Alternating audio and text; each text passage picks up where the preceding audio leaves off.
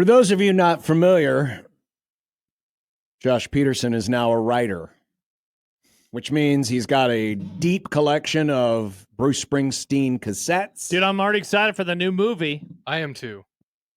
It looks good.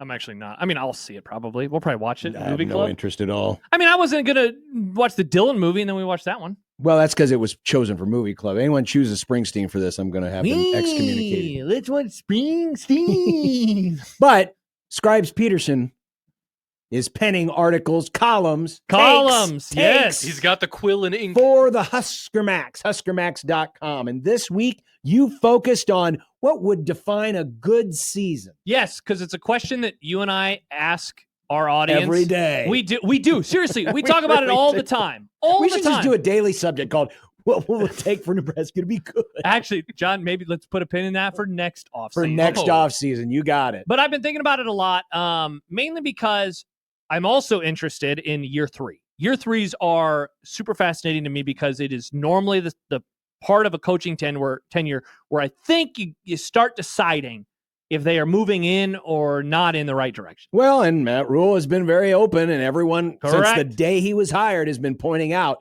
he's a builder. And by 100%. year three, we've been hearing about year 3 for a while, and now it's here. Yeah. So I tried to set out, okay, how are we going to define this? And I came up with 4 things to look at, 4 things that I'm looking at. 1, the overall record. Obviously, that's the lowest hanging fruit. Sure. And I think that The numbers game. probably can be some agreement, disagreement, but overall record. Performance versus rivals. We were just talking about it. On Nebraska's schedule this year, they have 2 rivals in Iowa and Minnesota. I know some people probably debate the latter, but go with me here. Number 3, finally beating a team you're not supposed to beat. And for that, I included Michigan and Penn State in the discussion. And then finally, being in the college football playoff mix by the time November rolls around. And so my thought process was not, you got to check every box. You got to go 4 for 4 for 4. Mm-hmm. More, if you check 2 of the boxes, I think that unequivocally would make it a good season. So, for example, I settled on 8-4 as the record, not 9-3, certainly not 7-5, 8-4. I settled on 2-0 versus Minnesota and Iowa. I know that sounds ridiculous, but I settled on 2-0. I wrote 1-1 versus the Penn State Michigan couple, and I said being in the playoff mix by November, aka after the first 8 games of the season. And so those were the kind of the parameters that I laid out on. If I leave the season and they're able to check 2 of those boxes, in my opinion, that would make for a good year 3, and they would be moving in the right direction under Matt Rule. I'll be your fact checker on the other side. Okay. But before we go to break, is this a different question than the one or the parameter that I posed a few months ago? And that is that, to me, I won't declare this year 3 a Matt Rule year 3 bump unless they get to 9 wins. Because that's, and I'm looking at it from everyone wants to look at Matt Rule in the year 3 bump. To me, 8-4 would not be a typical Matt Rule year 3 bump. Correct. I think it's got to be at least 9. He's gone 10-2 and 11-1 in the regular seasons in his. And basically, I'm calling it a Big Ten tax credit. Which is why 9-3 would be okay with. Which is why 9-3 instead of a 10. A Big Ten tariff. A Big Ten tariff. We can push that on another month. Nice. Sure. So is that a different conversation? In other words, can you have a good year without it being a Matt Rule year 3 bounce? Well, you have a good year, not a good year. Well, let's say this, John. So let's say they go 8-4, and looking at the other categories, let's say they go 0-2 against the rivals. So that's 2 of the losses. Let's say they go 0-2 versus Michigan and Penn State. That would mean they would 4 losses. And so they would check off the first box, but they would not check off the second box. They would not check off the third box. And they would be, just doing the math real fast, I believe they would be 5-3 going into November, right? So they wouldn't be no, in the they'd be playoff 6-2. They'd be 6-2. So I guess they'd slightly be in the playoff picture, but really not. So I would say, John, I think that would only clear one of my bars. And so I would agree with you and say that's not the typical. Now, the question is it a different conversation? Because while Nebraska could finish 8-4, that doesn't mean that Matt Rule won't succeed or is a failure. All I'm doing is just saying, okay, if we're going to look at this season as a year 3 bump, the typical Matt Rule year 3 bump, I think it's got to get to at least 9 wins. But that doesn't mean they still can't have a good season if they don't get to 9. Mm-hmm. Yeah. So they're probably different questions, It's or slightly we're different. defining things differently, but I just wanted to see what your thoughts are. No, I like that because, I think the difference between a good season and what you're describing is, dare I say, is it great? It's good plus. You're getting close to where you want to be. I don't think, I'd say 10 is great. 9 is real. Maybe you just had the qualifier really good, whereas I think 8 is good. And one of my pieces of evidence, if you will, and I didn't go into the writing process thinking about this, but Nebraska has only had a 2-win increase year over year in the regular season 4 times this century. Only 4 times. And that's what this would be. 6-6 to 8-4. The other times that they did it were from 02 to 03, 04 to 05, 07 to 08, and then 2015 to 2016. And by the way, I only twice in that time frame, or I guess never mind. Ignore what I was going to say. So, but still, only a 2-win increase. It does not happen very often, and it's been practically a decade. And so that is a part of why I decided not to go with 9, because that'd be a 3-win increase, which really has not happened. The only time that's happened this century was, I guess it happened twice. Bo's first year, and then Mike Riley's second year. Well, let's go down those list of your 4. Okay. And I'll give some of my thoughts on that. All right. So your 4 parameters for a good season. And you don't have to check all 4 boxes, but you say you want to check 2 of them and you're feeling good. Feeling good. 8-4, 8-4, 8-4. 8-4 or better. I'll give you a couple stats, John, before you tell me if this is the right or wrong thing to include. It would be the most wins in a regular season since 2016 when they went 9-3. Sure. It would mean a record above 500 in the Big Ten Conference, no matter what happens in the non-conference, for the first time since 2016. They would go 5-4 at minimum. Question. What? Can you call it a good 8-4 season if they went 0-3 against Cincinnati, Akron, and Houston Christian? That'd mean they went 8-1 in the conference, which was Northwestern in 2018. And then Tony Petit would be like, see, they should get in the playoffs. John, they'd go to the Big Ten championship game if that they would went be 8-1. hilarious. And then finally, the thing I mentioned before we went to break, 2-win increase year over year, only happened 4 times this century, hasn't happened since 2016. The last one, there's kind of an asterisk next to it, because obviously when you were so good for so many years, a 2-game improvement just didn't happen, because when you were winning 9 and 10 games a year. That's true. But I get your point. Yeah. There's a part of me that wants to push back a little bit at declaring 8-4 good, only because schedule is manageable. Which we'll get to in a few minutes. It is manageable. Yeah. But I guess when you point out those other factors, it's hard for me to sit here and say that you can't say 8-4 in the regular season isn't good. Yeah. Because, well, they haven't done it in a while.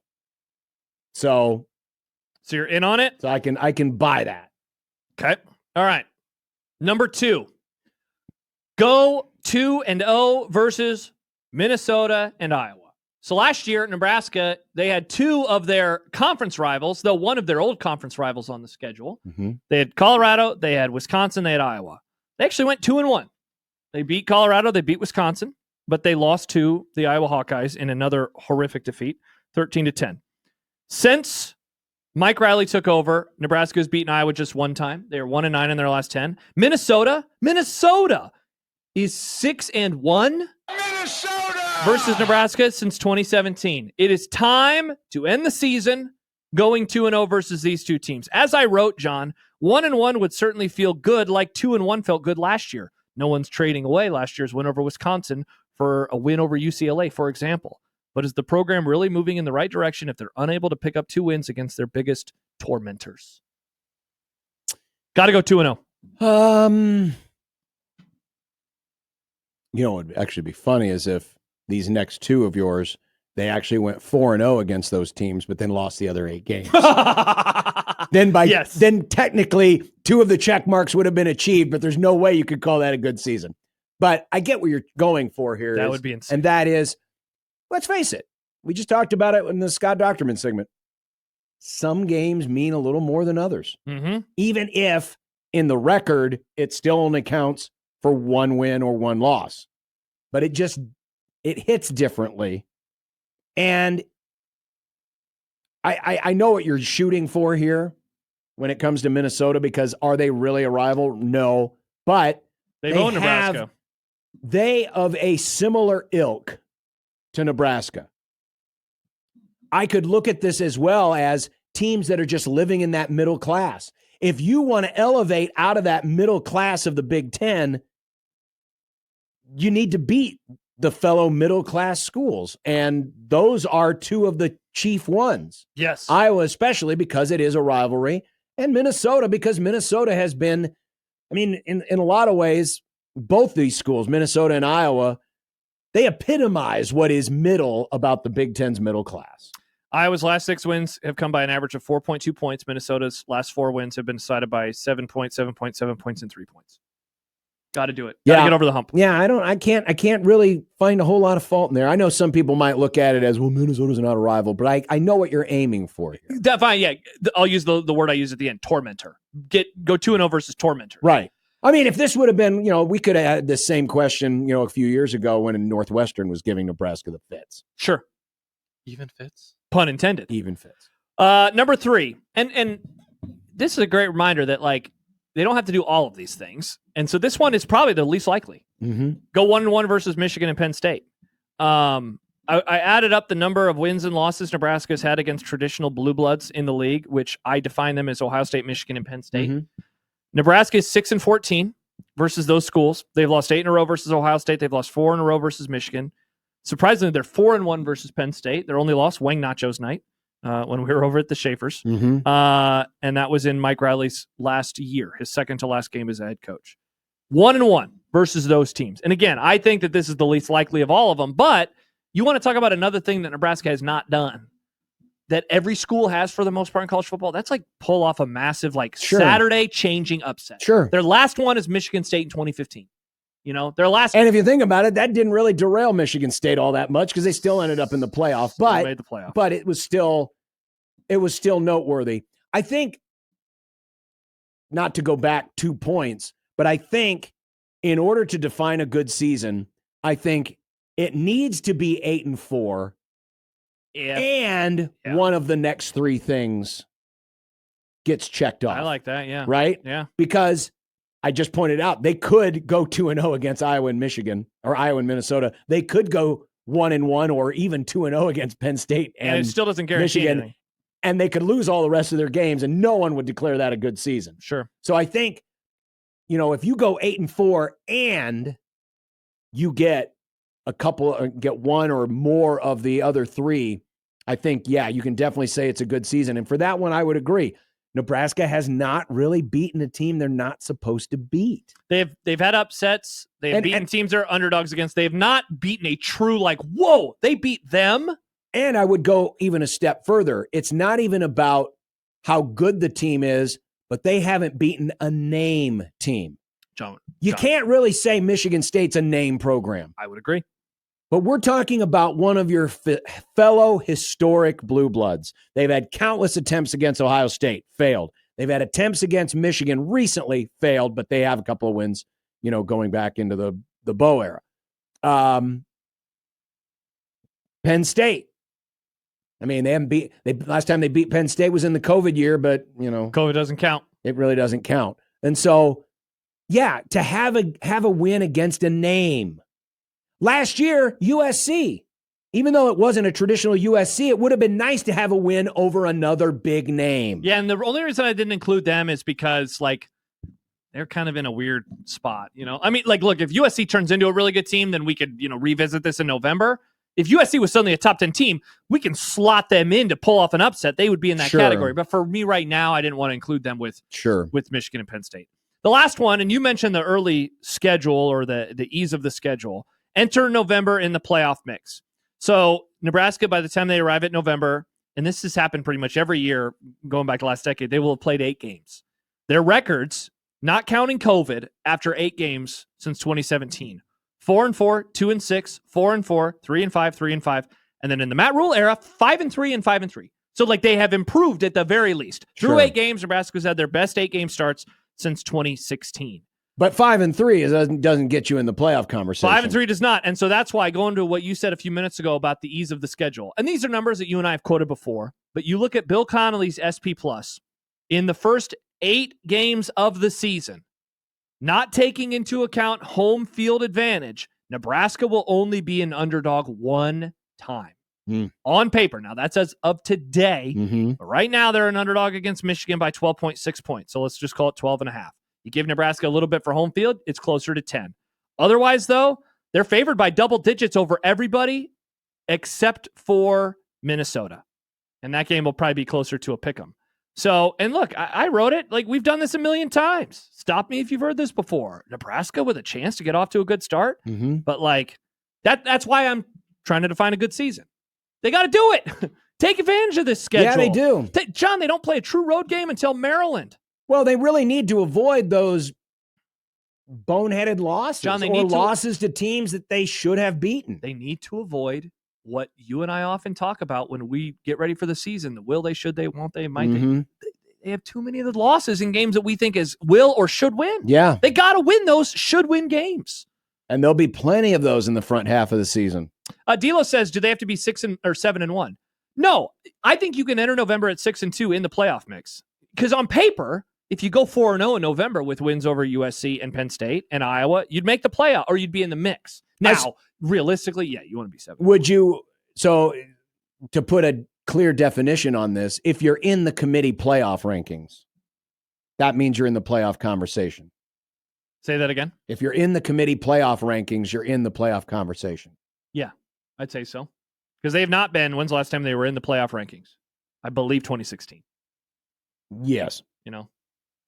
Yes. So I'm talking about, like, I'm not talking about a viable path or even a realistic path. I'm saying a path where you can enter and say it's there. If you squint really hard and if you chalk up win. That's what I'm looking for. I'm not looking for likely. And so I think 6-2, but if we're talking realistic, if you're saying you want to enter November truly dreaming of a playoff, you're 7-1. And so 4 options, 2 of them would mean a good season. I really like the kind of qualifiers, caveats that you gave to the 8-4 discussion. I think that was smart. So 8-4 and I like one of those others, because you could. Yeah. And that would be one hell of a season. It certainly would. If Nebraska beat Penn State and Michigan and Minnesota and Iowa and didn't make a bowl game. That would be wild. That would be insane. Yes, it would. People would be pissed. But also congrats on the big wins. They'd be pissed, but then you'd get the Jack Mitchell types who are like, but we beat you. But we're 1-0 in our last game against you.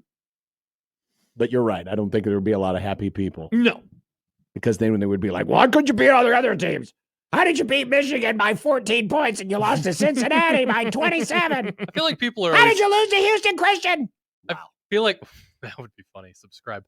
I think people would complain either way. Like if Nebraska wins 9 games this season, I bet they're going to be like, well, why didn't they win 10? Yes, for sure. But Well, we're not always- going to take those people seriously. Yeah, but there's always going to be those people. Do not look a gift horse in the mouth. No. And Nebraska going 9-3 is looking and complaining is looking a gift horse in the mouth. Yes. Unless it's a big wooden horse outside of your gate that your enemy's like, it's a gift. You can look that horse in the mouth. That's- Actually, I'd look in the stomach area to see Yeah. if there are soldiers who are going to kill you. Look all over that horse. Yeah, check the horse.